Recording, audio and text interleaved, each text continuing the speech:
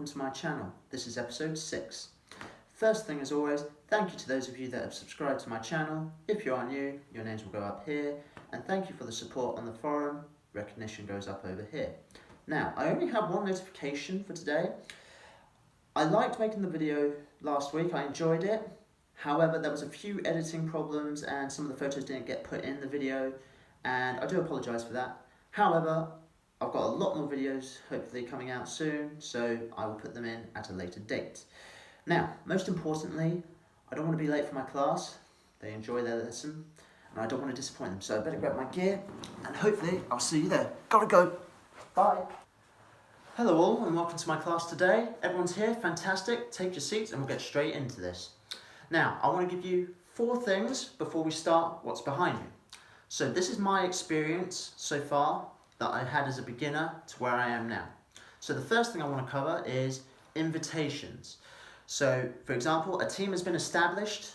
This happened to me. I was invited to join their team. I played for a few months with them, got along with them, and then they said, right, do you want to join a team? I said yes. Here's the part where you need to be cautious of, okay? Because this happened to me. Number 1, make sure when you join that team, find out what their goals are, what their intentions are. Do they want to play in skirmishes? Do they want to play in milsim? Do they have strict gear policies? Do they have strict BDU policies? That's clothing, by the way, for those of you that are not sure. And then see what happens. Now, for 6-7 months, I went with these guys to other skirmish sites, and I had a great time. No problem there. Then they said to me, oh, we want to expand our team. So if you know anyone that wants to play Airsoft and wants to join a team, bring them over. And I thought, yeah, that's great. I'm making progress with these guys. So I only brought one person in, I won't say their name. And what happened was, pretty much, I only brought one person in. After that, the team was like, we want to go this way, we want to do this. And don't get me wrong, teams can change their intentions, their goals.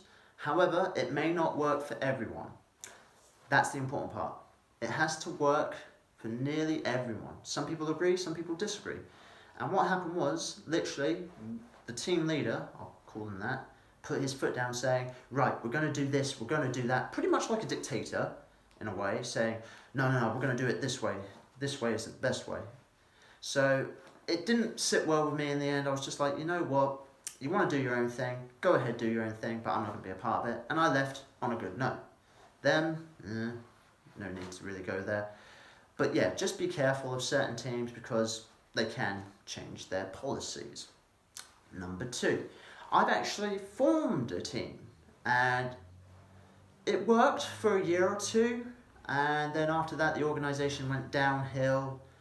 People weren't turning up, people were not, I suppose, getting along with certain people, and this is the problem you've got to bear in mind for this number 2. If you're going to have people joining your teams, make sure they go through a trial period, and this my own personal preference. You can decide what it is for your team. Obviously, nothing too extreme, unless you want that. But again, just check, see how they play, because on your team, you want to make sure you have 2 things that are important for each player. True colour and true character. If you have those, you've got a good team.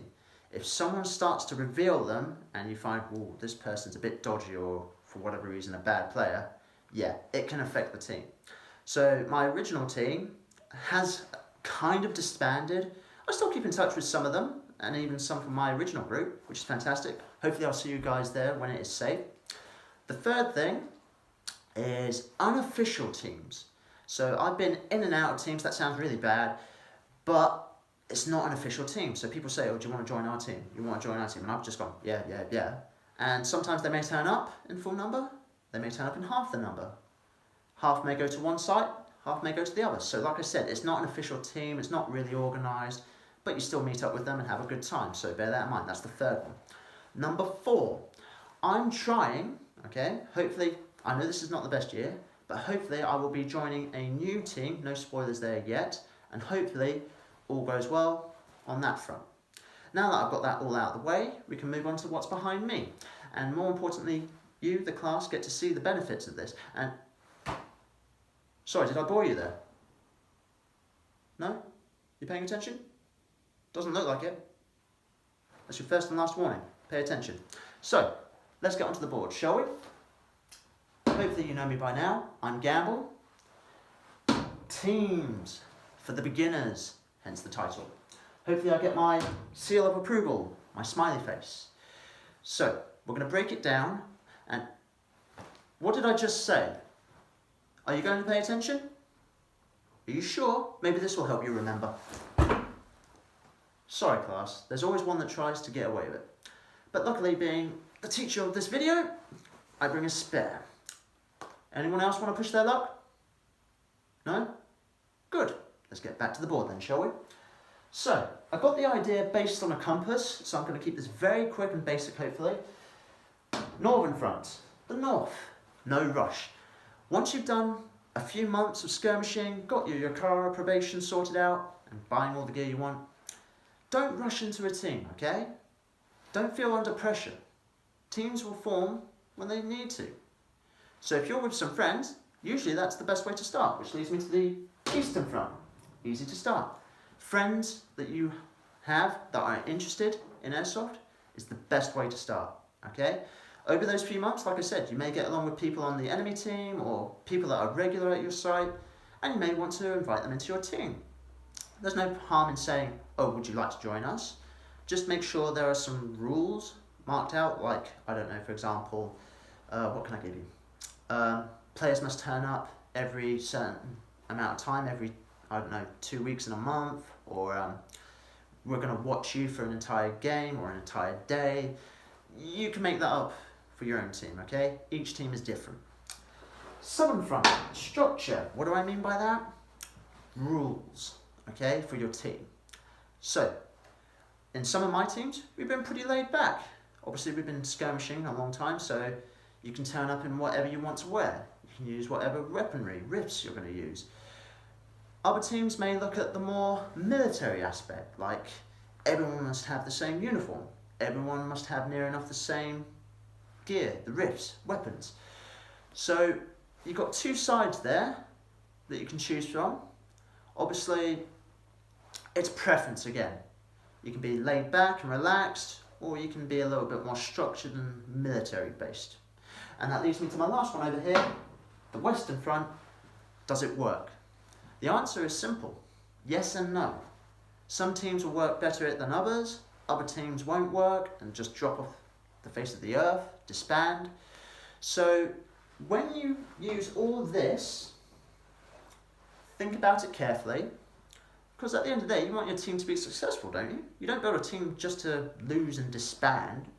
So the biggest advice I can give to anyone here is have fun, okay, getting started. Have fun starting your team. Don't take it too seriously, bear in mind you just started. And then hopefully, all of this will come in handy. Right, that's it for this video today. Hopefully, I got my seal of approval. Class adjourned. I'll see you next week, hopefully, or whenever the next lesson is.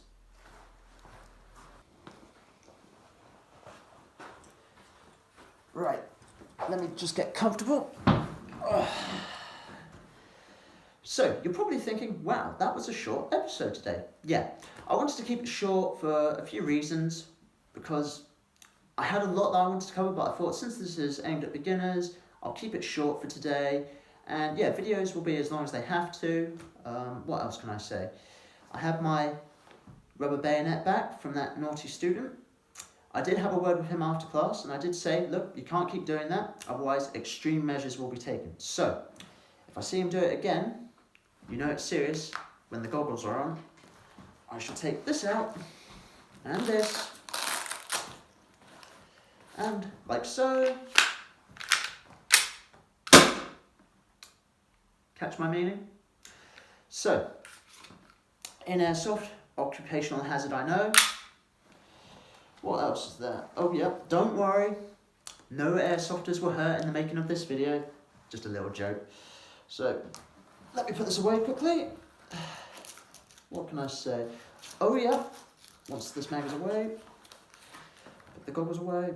In next week's episode, I look forward to it. It's going to be based on challenges, and I like my challenges, so I can't wait for that next episode. What else is there? Oh yeah, like, comment, share and subscribe. Don't forget to tick the little bell icon so you know when the next video is. And yeah, I enjoyed making this episode in lockdown, and I look forward to making the next one. The most important thing that you can do is stay safe.